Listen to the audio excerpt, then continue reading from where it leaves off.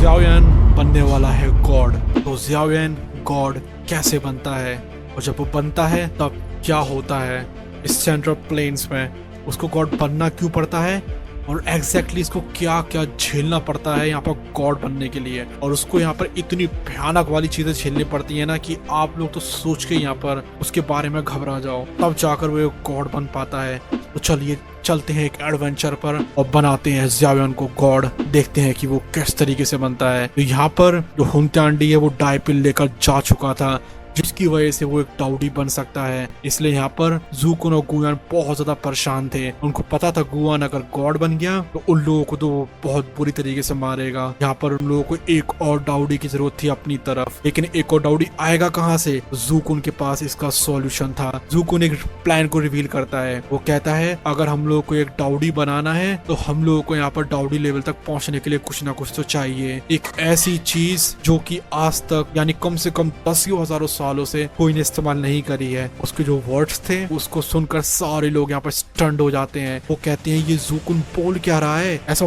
Possible कैसे है कि कोई भी डाउडी बन सके। यहाँ पर जो गुआन और जो यानजिन रहते हैं, अभी जो यानजिन था वो यान क्लैन का जो कि एंशिएंट क्लैन है उसका हेड था, और वो यहाँ पर इस पर विश्वास भी नहीं कर पा रहे थे कोई ऐसा एग्जिस्टेंस एग्जिस्ट भी कर सकता है। जो अलायंस आर्मी थी वो एक डायर सिचुएशन में थे, और जो ज़ूकुन था वो यहाँ पर क्लेम कर रहा था, एक होप दिखा रहा था उनको कि देखो यहाँ पर डाउडी बना जा सकता है। ज़ूकुन एक्सप्लेन करता है कि एक डाउडी बनने के लिए यहाँ पर ट्रांसफॉर्मेशन करने के लिए हेवनली फ्लेम जो स्क्वायर है जो कि एंशिएंट गॉड मेंशन में है उसका इस्तेमाल करके बनाया जा सकता है। वहाँ पर मेंशन करता है टूशी एंशिएंट गॉड को, जो कि एक मिस्टीरियस फिगर था जो कि एक डाउडी क्लास की लेवल पर पहुंच गया था एक एक्स्ट्रा ऑर्डिनरी हेवनली फ्लेम को लेकर। ये जो फ्लेम थी इसको बोला जाता था फ्लेम गॉड, और वो यहाँ तक पहुंच पाए थे और एंशिएंट टूशी गॉड बन पाए थे एक डाउडी जब उन्होंने इसकी पावर को अचीव कर लिया था। सारी जितनी भी हेवनली फ्लेम्स होती हैं उनको डिवोर करने के बाद और वो खुद एक सबसे स्ट्रॉन्गेस्ट फ्लेम बन गए थे। तो यहाँ पर ज़ूकुन एक प्रोसेस बताते हैं जिसमें कि एक हेवनली फ्लेम होती है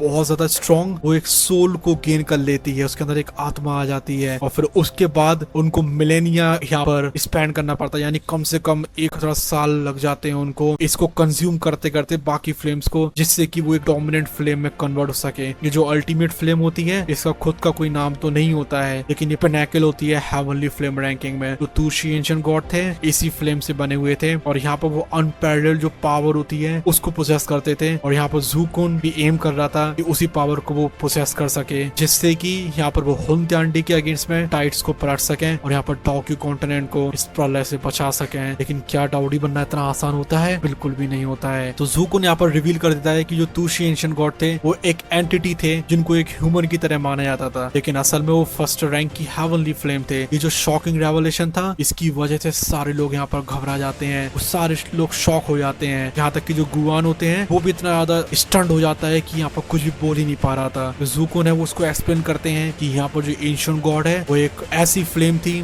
जो कि इस दुनिया में जन्मी थी, और वो एक लास्ट एलाइट डाउडी थे इस टोक्यो कॉन्टिनेंट के ऊपर। गुआन अपना कंपोजर को थोड़ा सा गेन करता है, थोड़ा सा होश में आता है इतना बड़ा झटका खेलने के बाद, और ज़ूकुन से पूछता है कि अगर ये इन्फॉर्मेशन ट्रू है जो कि ज़ूकुन कह रहे हैं, और फिर यहाँ पर वो खुद की लाइंस भी जोड़ता है, वो भी उन गिनो चुनो लोगों में से एक है जो कि एंशिएंट हिस्ट्री के बारे में जानते हैं। तो यहाँ पर उनसे थोड़े सवाल पूछना शुरू करता है। वो कहता है कि अगर ऐसा है ज़ूकुन तो वो डाउडी कहाँ चला गया? अभी यहाँ पर जो डिस्कशन है वो शिफ्ट हो जाता है, और यहाँ पर वो लोग बात करना शुरू करते हैं उस इन्फॉर्मेशन के ऊपर जिससे कोई डाउडी क्लास में पहुंच सके। अब यहाँ पर जो ज़ूकुन है वो रिवील करता है कि जो एंशिएंट गॉड मेंशन है उसमें 2 प्रीशियस आइटम्स होते हैं। मतलब गुआन ने जो क्वेश्चन पूछा था ज़ूकुन से, अभी वो मायने नहीं रखता था कि यहाँ पर वो बंदा कहाँ चला गया, लेकिन अभी उनका ध्यान खिंच जाता है उन 2 तरीकों के ऊपर जिससे कोई डाउ गॉड बन सकता है, एक डाउडी बन सकता है। और वो था एक तो डाइटियर की एम्ब्रोनिक पिल जो कि हुंत्यांडी ने ले ली है, और दूसरा था डाई इजेंस जो कि ट्रू इनहेरिटेंस होगा टूशी एंशिएंट गॉड का। ज़ूकुन यहाँ पर इलेबोरेट करते हैं अगर किसी को डाइजेंस चाहिए जिससे कोई डाउडी तक पहुंच सके तो उसको यहाँ पर टूशी एंशिएंट गॉड का इनहेरिटेंस लेना पड़ेगा, तभी जाकर वो हुंत्यांडी का सामना कर पाएगा। यहाँ पर जो डाइजेंस है यहाँ पर स्टोन जो स्टैचूज होते हैं टूशी एंशिएंट गॉड के उनके अंदर छुपा हुआ है, और वो कितना भी एफर्ट्स लगा लें लेकिन ना ही यहाँ पर ज़ूकुन ना ही यहाँ पर जो गुआन रहते हैं वो उसको ओपन कर पा रहे थे। ज़ुकुन मेंशन करता है ये जो इजेंस है वो पक्का किसी न किसी ऐसे बंदे को सूट करेगा जिसके पास हेवनली फ्लेम्स हैं। और फिर वो देखते हैं ज़ियाओयन की तरफ, क्योंकि ज़ियाओयन के पास 6 हेवनली फ्लेम्स थी। अब वो इस टॉपिक के ऊपर बात करना शुरू करते हैं कि इस डायसेंस को एक्सट्रैक्ट कैसे किया जाए। जो ज़ियाओयन की फायर स्पिरिट है लिटरली वो इंडिकेट करती है कि वो उस स्टोन स्टैचू को ओपन कर सकती है, क्योंकि लिटरली 6 हेवनली फ्लेम्स का बना हुआ है। अभी यहाँ पर लिटरली प्यूरिफाइंग टीम ने लोटस फ्लेम की पावर का इस्तेमाल करता है जिससे कि वो एक होल बना सके स्टैचू में, और फिर उसके अंदर से एक वार्म लाइट निकलना शुरू हो जाती है। ये जो लाइट थी वो बहुत ज्यादा इनमस प्रेशर को प्रोसेस करती थी। जितने भी लोग थे यहाँ तक कि जो गुआन और ज़ुकुन थे वो भी अपन नील हो जाते हैं, वो भी घुटनों पर आ जाते हैं ज़ियाओयन को छोड़कर। जो ज़ियाओयन है वो इस प्रेशर से अनअफेक्टेड था। उसको एक लाइट एनवलप कर लेती है और वो सजेस्ट कर रही थी कि वही सबसे ज्यादा सुटेबल है इस डायसेंस को एब्सॉर्ब करने के लिए। और वीडियो में आगे बढ़ने से पहले तो आ चुका है रेनी सीजन, और रेनी सीजन में हम लोग एंजॉय नहीं कर पाते हैं क्योंकि यहाँ पर होती है बहुत सारी बारिश,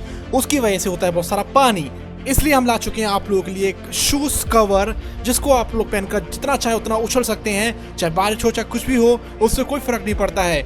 ये शूज कवर बिल्कुल वाटर प्रूफ हैं और इनको पहनने के बाद आप बिल्कुल दौड़ लगा सकते हैं 100 किलोमीटर पर आवर की स्पीड में। डिस्क्रिप्शन में लिंक देकर रखा है तो वहां पर जाइए और इसको बाय करिए और एंजॉय। तो चलिए वीडियो में आगे बढ़ते हैं। जो ज़ुकुन और जो गुआन होते हैं पहले तो हैरान हो जाते हैं, लेकिन फिर वो एक्नॉलेज करते हैं ज़ियाओयन को और सोचते हैं अब तो सारी उम्मीद है इसी लड़के के ऊपर टिकी हुई है, यही बंदा जो है हम लोग को हुनत्यांडी से बचा सकता है। ज़ियाओयन यहाँ पर लाइट पिलर में खड़ा हो जाता है और उसको यहाँ पर स्ट्रेंज फ्लक्चुएशन महसूस लगती है उसकी डाउक्यू में। अभी यहाँ पर उसको ऐसा लग रहा था जैसे कि मान के लोग अलग ही तरीके के ओरिजिन को एनकाउंटर कर रहा है, और उसको रियलाइज होता है जो डाउक्यू है जो कि बहुत सारी हेवनली फ्लेम से टेम्पर्ड हुई है फ्लेम मंत्रा के द्वारा, वो यहाँ पर सिमिलरिटी पोजेस करती है तुशी एंशिएंट गॉड जैसी। उसको यहाँ पर समझ में आ गया था, अब उसको ये चीज समझ में आ रही थी कि तुशी एंशिएंट गॉड ने उसको क्यों चुना है। अब यहाँ पर गुआन थोड़ा सा झटके में आ जाता है क्योंकि वो सोचा था कि उसको एक्सेप्ट किया जाएगा क्योंकि वो दाओशेंग के 9 स्टार की पीक पर है, लेकिन यहाँ पर फिर भी वो एनकरेज करता है कि ठीक है एंशिएंट गॉड एनाइटेंस ने तुम्हें सेलेक्ट किया है। अभी यहाँ पर उस सिचुएशन की ग्रेविटी को महसूस कर रहा था और उसको देखते हुए ज़ियाओयन प्रॉमिस करता है कि मैं पक्का डाउडी क्लास में जाऊंगा और हुनत्यांडी से पहले जाऊंगा, और ये जो ट्रांसफॉर्मेशन है मैं इस डाइटियर एम्ब्रोनिक पिल से भी ज्यादा जल्दी करूंगा। अब यहाँ पर ज़ियाओयन को थोड़े और टाइम की जरूरत थी, इसलिए ज़ियाओयन प्रपोज करता है कि यहाँ पर जो स्क्वायर है उसको हेवनली टॉम के अंदर ले जाया जाए जहाँ पर की टाइम बहुत ज्यादा स्लो चलता है आउटसाइड वर्ल्ड के कंपैरिजन में। सब लोग यहाँ पर एग्री हो जाते हैं। वो एक स्पेशल क्रैक को बनाता है जिससे कि वो उस स्क्वायर और स्टोन स्टैचू को उस हेवनली टॉम के अंदर ले जा सके। यहाँ पर वो गुआन को एक स्पिरिचुअल जेट पीस देता है जिससे कि वो उसको समन कर सके अगर यहाँ पर अलायंस बिल्कुल हारने वाला हो। अब यहाँ पर ज़ियाओयन जो है वो रिट्रीट में जाने वाला था।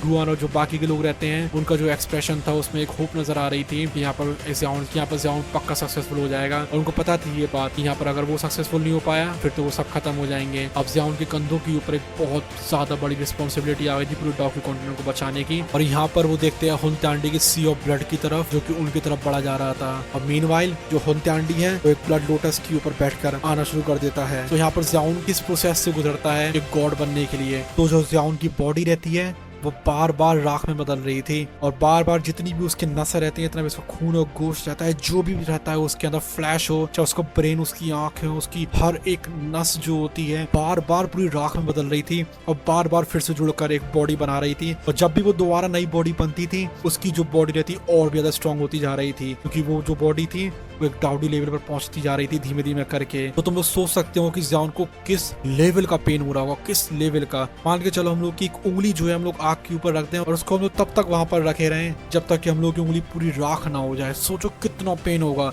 और ज़ियाओयन की तो हर एक सेल्स उसकी बॉडी में पूरी राख हो रहे थे, उसकी आंख, उसके नाक, उसके कान, उसका पैर, उसका दिल, उसके लंग्स, हर एक चीज राख हो रही थी यहाँ पर।